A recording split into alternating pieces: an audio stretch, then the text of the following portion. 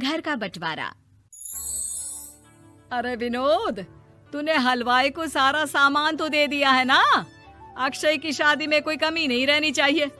आखिर सबसे छोटा भाई है तुम सबका। हाँ माँ, आप चिंता मत करो, मैं पूरा ध्यान रखूंगा। मंगल बेटा, तूने तो कहा था कि फूल का ऑर्डर दे दिया है, यहाँ तो फूल पहुँचे ही नहीं। अब क्या बहू की विदाई के बाद फूल आएंगे? माँ, मैंने अभी बात की है फूल वाले से, वो रास्ते में ही है। आप किशोर भैया से क्यों नहीं कहती कुछ करने को? किशोर पहले ही मेरे बताए काम कर रहा है। पास के सभी रिश्तेदारों और मोहल्ले वालों को कार्ड वही तो देकर आया था। रिसेप्शन के लिए हॉल भी उसी ने बुक किया था। टेंट कुर्सी वालों को भी तो वही देख रहा है। पर कई मोहल्ले वाले तो हमारे भरे पूरे परिवार से जलते भी हैं। उन्हें बुलाने की क्या जरूरत थी? बेटा, शादी ब्याह में तो बुलाना ही पड़ता है, नहीं तो लोग क्या कहेंगे। दादी दादी देखो ना, हलवाई अंकल हमें लड्डू नहीं दे रहे, आप इनको डांटो ना। अरे चैन सुख दे देना बच्चों को लड्डू, क्यों तंग कर रहा है इन्हें? बीबी जी, मैं कहाँ मना कर रहा हूँ, लेकिन लड्डू बनते ही ये बच्चे उठा उठा कर खा लेते हैं। अरे मैं तो इन्हें थाल में रख के परोस भी नहीं पा रहा। भागो, अब कोल्ड ड्रिंक पीने चलते हैं। भागो भागो, अब कोल्ड ड्रिंक पीने चलते हैं। जैसे कि आप देख रहे हैं, आज इस घर के सबसे छोटे बेटे अक्षय की शादी है। घर में बहुत चहल पहल है। कुलभूषण की बीवी कमला को फुर्सत ही नहीं है कामों से, लेकिन कुलभूषण और घर के बाकी लोग कहाँ हैं? आइए देखते हैं। अजी, आप यहाँ आराम से बैठकर गाने सुन रहे हो और घर में अभी तक इतने काम बचे हैं करने को। अरे भाई, मेरे सबसे छोटे बेटे की शादी है, इसके बाद तो मैं अब चिंता मुक्त हो ही जाऊंगा। और फिर घर में तुम हो, बेटे बहुएं हैं, तुम लोगों के होते हुए मैं क्यों काम करूं? मैं तो शान से बेटे की शादी में जाऊंगा तैयार होकर। अरे ठीक है, अब आप आराम ही कीजिए। एक बार अभिषेक की बीवी आ जाए, फिर मैं भी आराम करूंगी और मेरी चारों बहुएं पूरे घर की जिम्मेदारियां संभाल लेगी। इतना कहकर कमला वापस अपने काम में लग जाती है। बेटा भी, तू अब तक तैयार नहीं हुआ? किससे बात कर रहा है फोन पर? तैयार कैसे हूँ? सैलून जाने से तो आपने मना किया है, क्योंकि मुझे हल्दी लग चुकी है। भाभियों को देखो, सुबह से पार्लर में है। अक्षय की शादी हो जाती है और नंदिता बहू बनकर घर आ जाती है, लेकिन इस घर की खुशियों को मानो किसी की नजर लग गई थी। नंदिता के आने के बाद आए दिन घर की शांति भंग होती रहती। अपने माँ बाप की इकलौती बेटी को इतने बड़े परिवार की जिम्मेदारियां कहाँ संभालनी थी? अभी देखो ना, मेरे हाथों की मेहंदी भी अभी नहीं उतरी है और तुम्हारी मम्मी ने मुझे घर के कामों में लगा दिया। मैंने सोचा था कि घर की सबसे छोटी बहू होने के कारण मुझे सब पलकों पर बिठा के रखेंगे, पर यहाँ तो पलक झपकने की भी फुर्सत नहीं मिलती। देखो नंदू, शादी के पहले ही मेरे घर वालों ने तुम्हें और तुम्हारे पेरेंट्स को बता दिया था कि मैं जॉइंट फैमिली में रहता हूँ, तो फिर अब ये शिकायत क्यों? और फिर तुमसे पहले मेरी भाभी भी तो आई थी शादी करके, उन्होंने तो कभी कुछ नहीं कहा। नंदिता तब तो चुप हो जाती है, लेकिन ऐसा बहुत दिनों तक नहीं चलता। अरे नंदिता, माँ बाबूजी की दवाई का टाइम हो गया है, उन्हें दवाई दी आओ और उसके बाद सबके लिए नाश्ता बना देना। पर भाभी, मैं तो अभी अपना फेवरेट सीरियल देख रही हूँ, प्लीज मेरी जगह आप कर लो ना ये काम।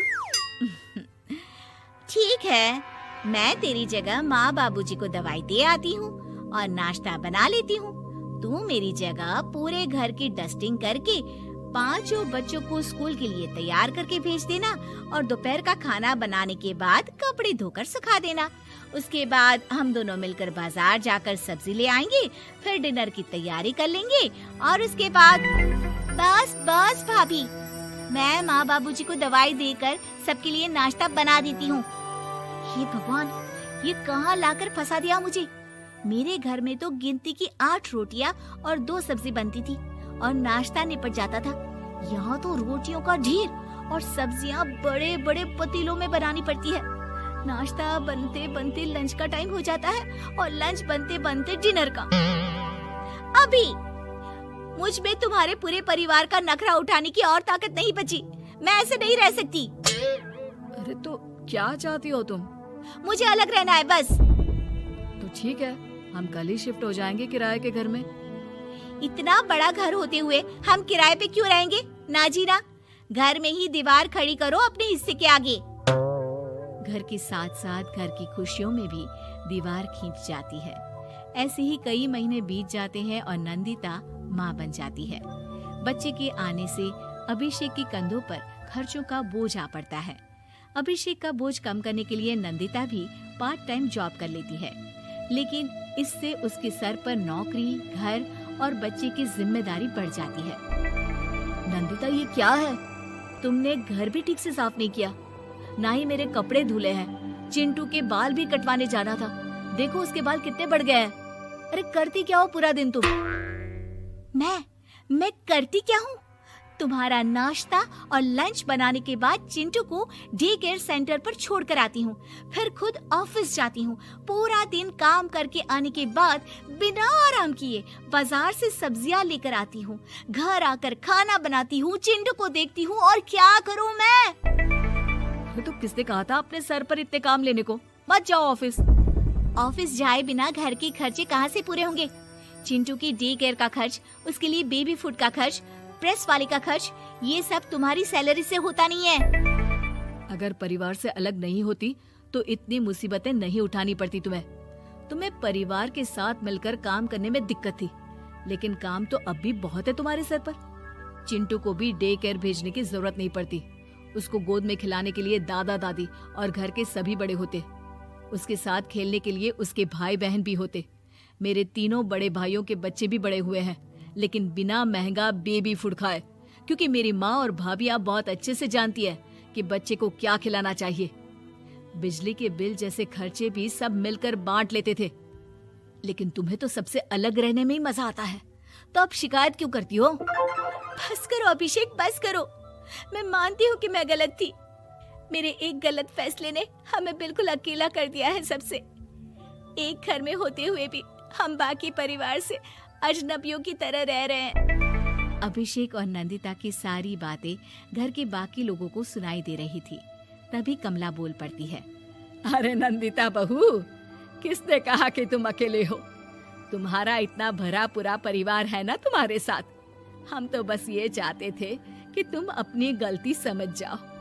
अगर हम तुम्हें समझाते तो शायद तुम ना समझती, लेकिन अपनी गलती का एहसास तुम्हें खुद हो गया है, तो अब तुम समझ चुकी हो परिवार में एक साथ रहने का मोल क्या होता है। मम्मी जी, मुझे माफ कर दीजिए, अब ऐसा दोबारा कभी नहीं होगा। अरे माफी बाद में, पहले मेरा पोता जरा मेरी गोद में तो दे, और तू जाकर सबके लिए चाय बना ला।